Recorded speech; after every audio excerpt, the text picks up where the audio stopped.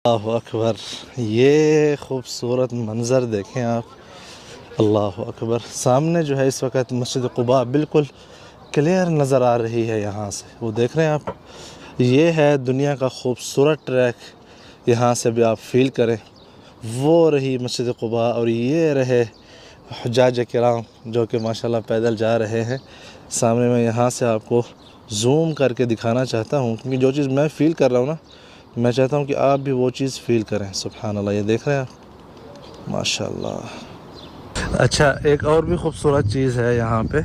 अगर आप चलते चलते थक जाते हैं तो हर कुछ फासले के बाद जो है यहाँ पे बेंच भी बने हुए हैं, जिसके ऊपर आप बैठ के आराम भी कर सकते हैं। और बाकी आप इस रास्ते की खूबसूरती का अंदाज़ा करें। इससे खूबसूरत ट्रैक मैंने तो शायद नहीं देखा, उसकी अज़मत के हवाले से भी और ख़ूबसूरती के भी हवाले से। और यहाँ पे